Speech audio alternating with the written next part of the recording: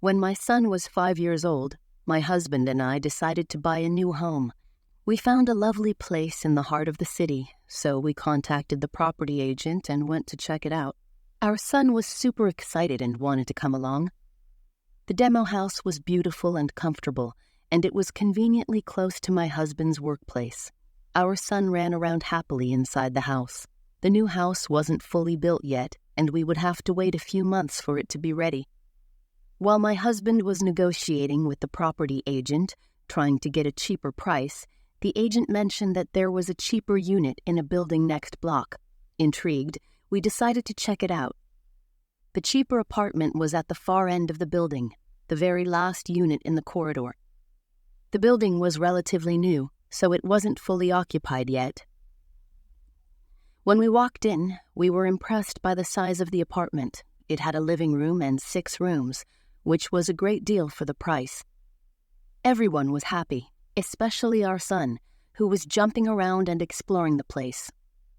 The property agent took us to the kitchen to explain the details to my husband, and I was thinking about what a good deal we were getting.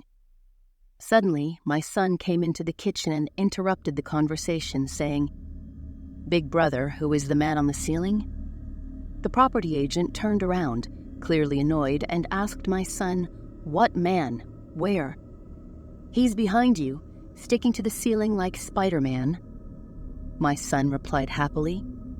I quickly picked up my son and apologized to the property agent, explaining that young kids sometimes speak nonsense. We finished the tour and walked out of the apartment. As soon as we got out of the house, my son waved into the empty apartment, as if making a farewell gesture. This freaked my husband and me out a little. We decided not to buy the cheaper apartment and went with the more expensive one we first visited. Now my son is 18 years old, and he still remembers what he saw that day. As a kid, he didn't know about ghosts or anything supernatural since we didn't let him watch horror movies or shows at such a young age. He described seeing a black, human-shaped fog as soon as we entered the cheap apartment. At first, it followed us around, but when we got to the kitchen, the figure started crawling on the ceiling like Spider-Man. He couldn't see any features on it, but had a strong feeling it was male. Looking back, he finds the incident extremely creepy, but at the time, he didn't think the figure had any ill intent.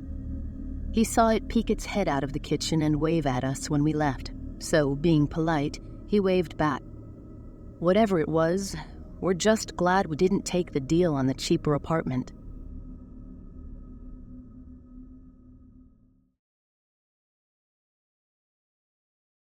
When I was in secondary school, I had 2 best friends, John and Jamie. We always hung out together during breaks and after school. We were inseparable. At that time, there was an obscure urban legend called 4 Corners. The instructions were simple yet eerie. Find a room with no windows and no light at all, with 4 corners. Perform this game preferably at night. To play this game, each player must stand alone in each corner, facing the wall, leaving one corner unoccupied. Imagine the setup. The first player moves to the second player's corner. While moving, you should face the wall and walk sideways. When you reach the next corner, tap the player's shoulder, and then the first player stays in the second player's corner.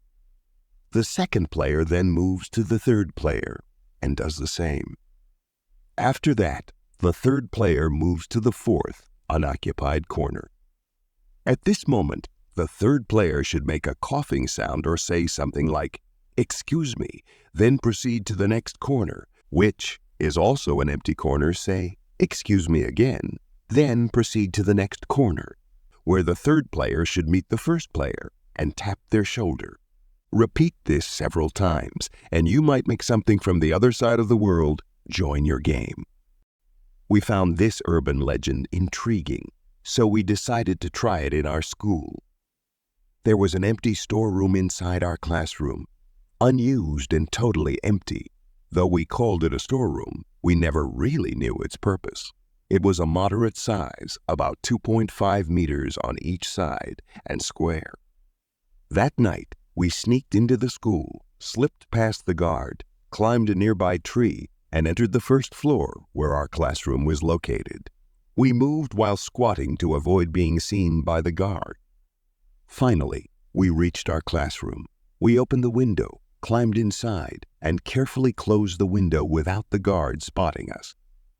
At the time, smartphones were not common, and we didn't have any. We didn't bring a torchlight either, afraid it would give us away. So we came empty-handed. We went into the storeroom to start our game. We could see the room with the moonlight coming through the door. Jamie and John moved to their respective corners, and I, being closest to the door, closed it when they were ready. As soon as I closed the storeroom door, it was pitch black. Without our vision, the game began. I, being the first player, moved slowly, hugging the wall with both arms, inching towards John.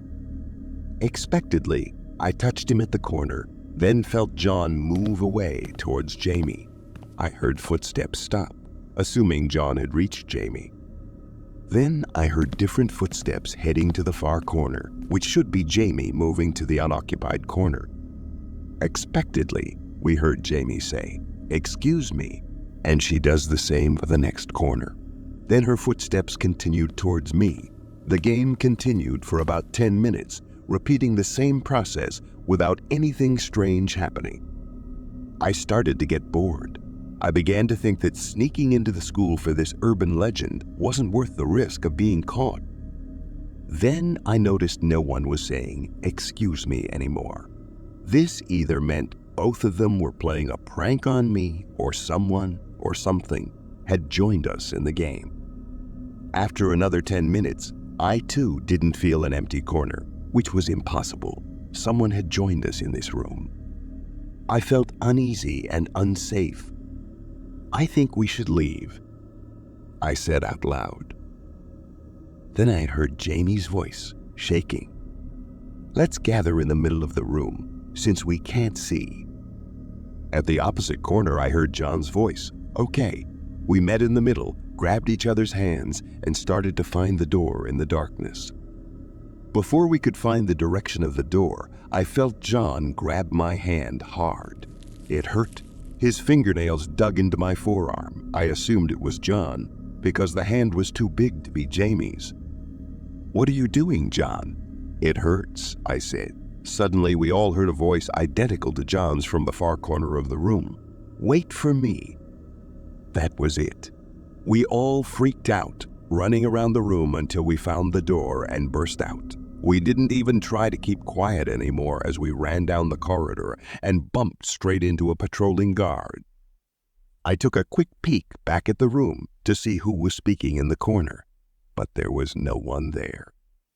The next day, we were lectured by the principal and the discipline teacher, who contacted our parents. We were all grounded for several months. That incident left us with many questions. First, the marks on my forearm were too big to be John's and too thin, like they were made by very sharp nails, unlike John, who regularly cut his nails. And for the voice in the far corner, who was it? We talked to John after the incident, and he confirmed that he was with us in the center of the room as soon as I said we should leave. Who was inside the room with us that night? It was too elusive to be a human. If it was a spirit, ghost, or unknown entity that joined our game, why did it have John's voice? And the most terrifying hypothesis of all, how did it simultaneously grab my forearm and immediately move to the corner to call out to us? Was it not just one spirit, but more than one?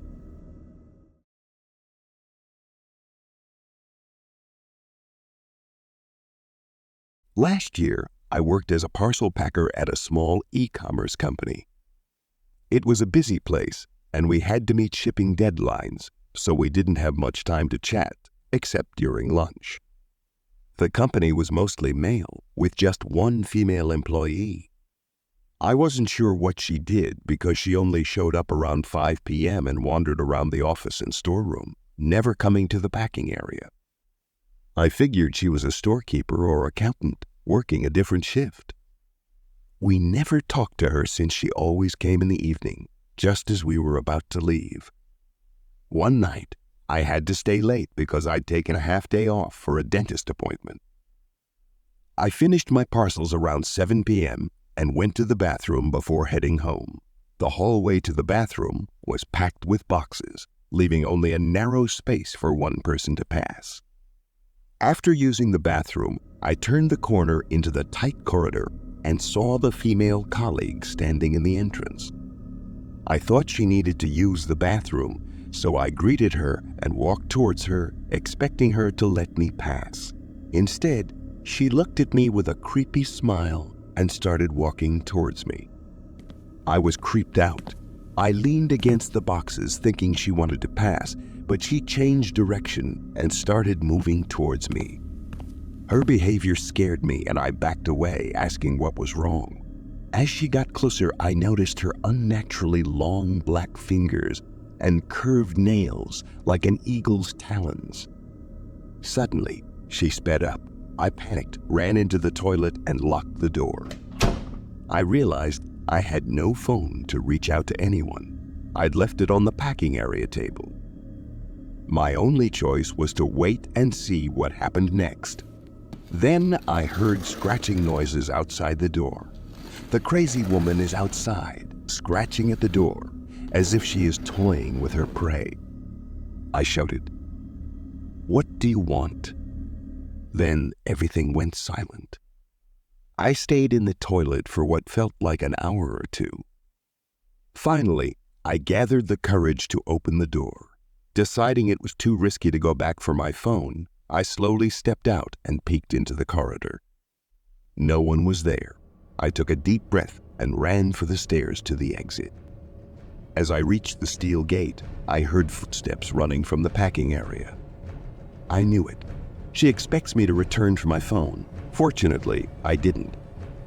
I managed to open and close the gate before she reached me. Then I heard heavy breathing above me. Looking up, I saw her squatting down, staring at me through the metal railing with that creepy smile. The next day, I told my colleagues about the crazy woman. To my surprise, no one else had seen her. I insisted she was there every day at 5 p.m., but no one believed me. That same day, at the evening, she showed up again. I pointed her out, but my colleagues asked if I was joking. There was no one there. Then I realized only I could see her. She looked at me and gave that familiar, creepy smile. Of course, I quit that day. I hope never to see that thing again. Hi guys, thanks for watching my video all the way to the end. If you enjoyed it, please drop a like and subscribe. These videos take a long time to make, with each scene drawn by hand. Your support means a lot to me. As always, thanks a lot for watching and have a safe night.